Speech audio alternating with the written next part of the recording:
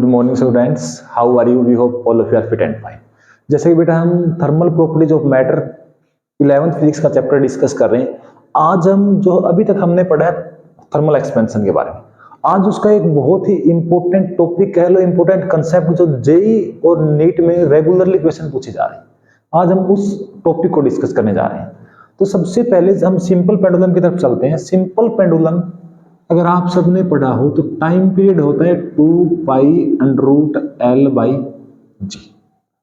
इस टॉपिक में बहुत सारे स्टूडेंट्स को कंफ्यूजन क्रिएट होंगे, आज वो सब सोल्व करने की कोशिश करेंगे। तो सबसे पहले ये देखिए, अगर हम टेम्परेचर वेरी करें, टेम्परेचर चेंज करें, तो टेम्परेचर में वेरिएशन करने से हमारे पास अभी तक हम पढ़ चुके हैं लीनियर एक्सपेंशन, एरियल एक्सपेंशन और वॉल्यूमेट्रिक एक्सपेंशन, तीनों होते हैं। अब सिंपली ये देखो, ये हमारे पास इसे हैंग करेंगे, ये एक रोड है या फिर स्ट्रिंग है, ये यहाँ पे एक एम मास है और ये एम मास इस तरीके से ऑक्सीलेट कर रहा होता है। यहां से स्टार्ट हुआ, एक कंप्लीट साइकिल पूरा होने में कितना टाइम लगा? टी, और टी को हम इस फॉर्मूले के अकॉर्डिंग लिखते हैं। और ये जो रोड है उसकी लेंथ कितनी है? एल। अब ये हमारे पास है टेम्परेचर। अगर हम टेम्परेचर को वेरी कर रहे हैं, टेम्परेचर इंक्रीज कर रहे हैं, तो क्या ये लेंथ चेंज नहीं होगी? क्योंकि एक रोड है, लीनियर रोड है, तो उसकी लेंथ एक्सपेंड करेगी टेम्परेचर के साथ। तो यहां पर ये एल चेंज होगा। इफ टेम्परेचर इंक्रीज या डिक्रीज करें तो ये लेंथ चेंज होगी, और अगर लेंथ चेंज हो रही है तो टाइम भी चेंज होगा। तो हमें यही निकालना, टाइम लैप्स, कितना टाइम कम हो गया, कितना टाइम इंक्रीज है, वो सब हम आज के टॉपिक में डिस्कस करने जा रहे हैं। तो आई होप आपको ये क्लियर हो गया होगा कि आज का हमारा कंसेप्ट क्या है, हम किस टॉपिक के ऊपर फोकस करने जा रहे हैं। और नीट जेईई में रेगुलरली क्वेश्चन आएंगे इस टॉपिक से, ठीक है। तो अभी ये देखिए, अगर हम बात करें टेम्परेचर में चेंज, देखो टेम्परेचर में अगर हम चेंज करेंगे तो लेंथ चेंज होगी, जी तो चेंज होगा नहीं। अगर हम लेंथ की बात करें तो लेंथ में एक्सपेंशन कितना होता है? L dash L1 plus alpha delta T. Alpha क्या है? कोफिशिएंट ऑफ लीनियर एक्सपेंशन, ठीक है। अगर हम नया टाइम देखें टी डैश, टी कॉमन ना हो जाए इसलिए मैं इसको स्मॉल टी लिख रहा हूं बेटा, ठीक है। क्या लिख रहे हैं? Small T. स्मॉल टी है, स्मॉल टी टाइम को रिप्रेजेंट करेगा, कैपिटल टी टेम्परेचर को रिप्रेजेंट करेगा। तो आपको इसमें कंफ्यूज नहीं होना, इसलिए हमने दोनों अलग अलग दिखा दिए। अब ये देखो टी डैश क्या आएगा हमारे पास? 2π, सिर्फ चेंज किस में हुआ है? एल में, तो एल की जगह एल डैश रख देंगे, एल डैश बाई जी। तो 2π एल डैश की अगर मैं वैल्यू रखूं L1 plus alpha delta T by में जी।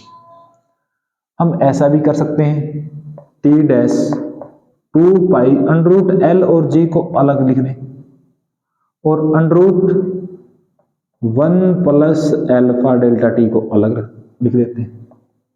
तो ये हमारे पास वापिस से वही फॉर्मूला बन गया जो इनिशियल टाइम था, जिसके बाद हमने टेम्परेचर चेंज करना स्टार्ट किया, वो टाइम, ठीक है।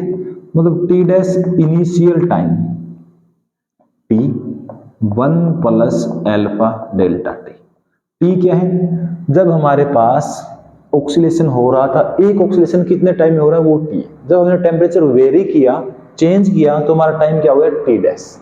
अब यहां से ये देखो, अगर ये अल्फा स्मॉल है, जो कि स्मॉल होता है सॉलिड्स के केस में, अल्फा सिर्फ सॉलिड के केस में ही होता है, लिक्विड और गैसेस के केस में हम अल्फा ना पढ़ के गामा पढ़ते हैं, वॉल्यूमेट्रिक एक्सपेंशन कोएफिशिएंट। तो गामा अल्फा की वैल्यू स्मॉल होती है, अल्फा की वैल्यू स्मॉल है तो हम इसको ऐसा लिख दें, T dash is equal to T1 plus alpha delta T की पावर हाफ। और अगर ये वैल्यू स्मॉल है तो बाइनोमियल एक्सपेंशन लगा सकते हैं, बाइनोमियल एक्सपेंशन से हमारा क्या आ जाएगा? T dash is equal to T1 plus half alpha delta T. तो ये हमारे पास इंपॉर्टेंट रिजल्ट आ गया कि अब टाइम जब हमने टेम्परेचर राइज कर दिया डेल्टा टी, तो नया टाइम ऑक्सीलेशन कंप्लीट करने में या एक साइकिल कंप्लीट करने में नया टाइम क्या है, टी डैश, वो हम इस फॉर्मूले से निकाल सकते हैं। इस फॉर्मूले के ऊपर अगर हम इसको थोड़ा सा और रीअरेंज करें तो T dash is equal to T 1 plus 1/2 alpha delta T, T dash, इसको ओपन करें क्या आएगा, T plus t/2 alpha delta T. अब हम ये चेक करना चाह रहे हैं कि टाइम में चेंज कितना हुआ, तो टाइम में चेंज कैसे होता है, T dash minus T, t/2 alpha delta T. ये फॉर्मूला किसका बन जाएगा, टाइम में चेंज का, चेंज इन टाइम। अगर हम फ्रैक्शनल चेंज देखना चाहे तो टी को नीचे ले आते हैं, T dash minus T by में टी, तो ये क्या आ जाएगा, हाफ अल्फा डेल्टा टी। इसको हम क्या बोलते हैं, इसको हम बोलते हैं बेटा फ्रैक्शनल चेंज। तो फ्रैक्शनल चेंज हमारे पास क्या आएगा, देखो टी डैश माइनस टी को हम ऐसा भी लिख सकते हैं डेल्टा टी, बाई में हमारे पास स्मॉल डेल्टा टी, बाई में टी 1/2 अल्फा डेल्टा टी। ये फॉर्मूला है जो आपको ध्यान रखना है, जो आपके न्यूमेरिकल 1 सेकंड में सोल्व करेगा।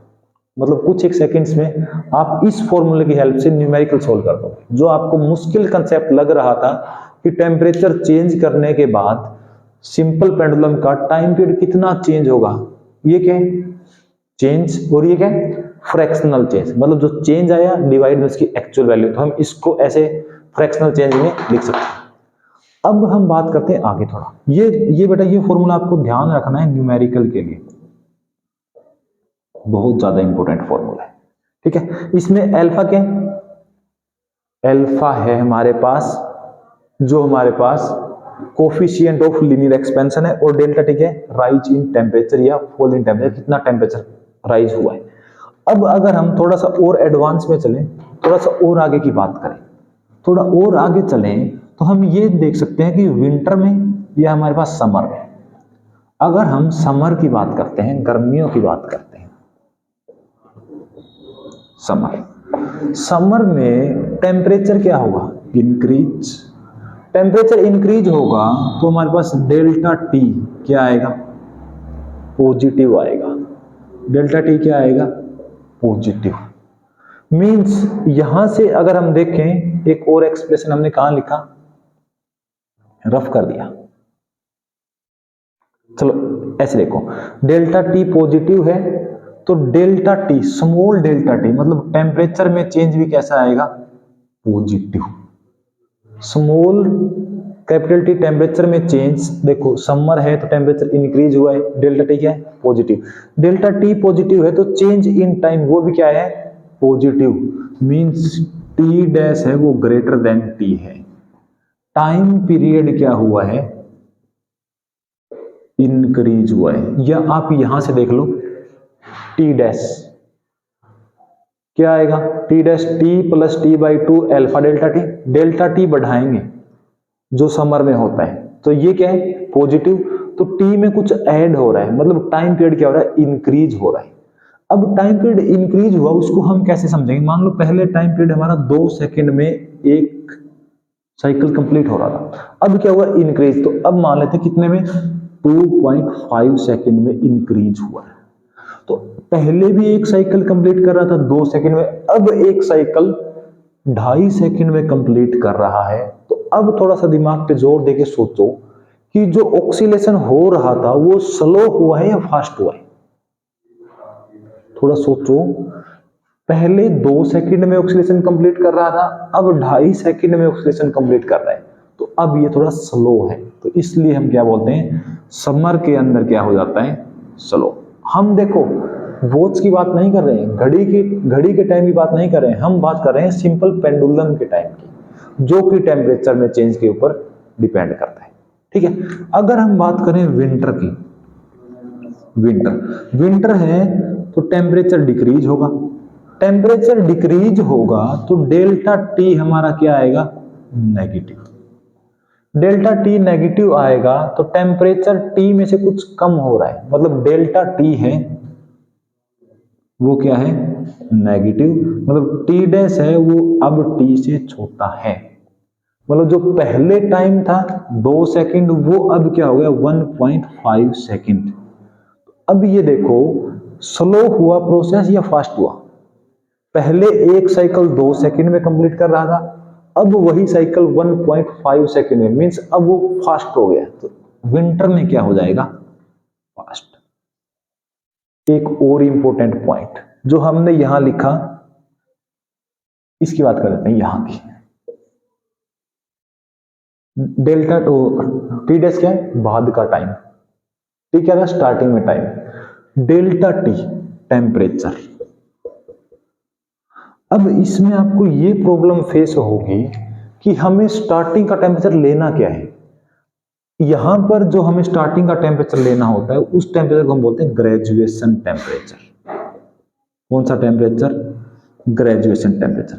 मतलब ग्रेजुएशन टेम्परेचर वो टेम्परेचर है जिसके ऊपर कोई भी पेंडुलम है वो एक्यूरेट सही टाइम बता रही है, एग्जैक्ट टाइम कह सकते हैं। ठीक है। अब अगर उस ग्रेजुएशन टेम्परेचर से टेम्परेचर ज्यादा है, टेम्परेचर ज्यादा है तो क्या होगा?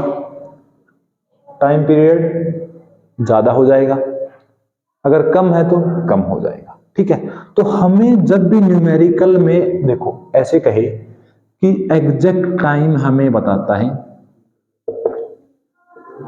25 डिग्री पे, 25 डिग्री पे। ठीक है। अब ये कहे कि जब आपने स्टार्ट किया, इनिशियल टेम्परेचर क्या था? 20, और आपने टेम्परेचर को राइज कर दिया 30 तक। ठीक है। तो इस केस में दो क्वेश्चन बनेंगे। एक तो ये बनेगा इनिशियल से टाइम में कितना चेंज हुआ, और एक क्वेश्चन ये बनेगा कि एग्जैक्ट टाइम से कितना चेंज हुआ। तो ये कहे कि एग्जैक्ट टाइम से कितना चेंज हुआ है, तो आप ग्रेजुएशन, इसको हम बोलते हैं ग्रेजुएशन टेम्परेचर, तो हमें वो लेके चलना है। अगर हम देखो इनिशियल टेम्परेचर की बात करें तो वो ग्रेजुएशन टेम्परेचर से पहले ही कम है, पहले ही कम है तो टाइम पीरियड क्या है? पहले ही चेंज हो चुका है। तो जो पहले का है जो बाद का है, दोनों का चेंज निकाल पाएंगे इसके अंदर, टोटल चेंज। और इस केस में एग्जैक्ट से कितना दूर है, आई होप समझ आया होगा। एग्जैक्ट टेम्परेचर की बात करेंगे तो हम ये कहेंगे कि एग्जैक्ट इसके ऊपर था, इस टेम्परेचर के ऊपर कितना चेंज हुआ है। अगर हम कहें ये 25 है, ये 20 से हमने 30 किया, तो 20 के ऊपर टाइम पहले से ही चेंज्ड है और 30 के ऊपर टाइम पहले से ही चेंज है, तो हम उसमें ये निकाल पाएंगे कि दोनों के अंदर कितना डिफरेंस है। एग्जैक्ट डिफरेंस नहीं निकाल पाएंगे पेंडुलम का। ठीक है। तो ये जो टॉपिक है ये बहुत ज्यादा इंपॉर्टेंट है कंपटीशन पॉइंट ऑफ व्यू से, और आपको इसके न्यूमेरिकल्स भी ट्राई करने हैं। ठीक है। कोई भी टॉपिक तब तक आपको मुश्किल लगता है जब तक हम उसके न्यूमेरिकल ट्राई नहीं करेंगे। तो आई होप आप इसके न्यूमेरिकल ट्राई करोगे। Okay, thank you so much, have a nice day, keep enjoying, keep sharing with your friends. Thank you so much.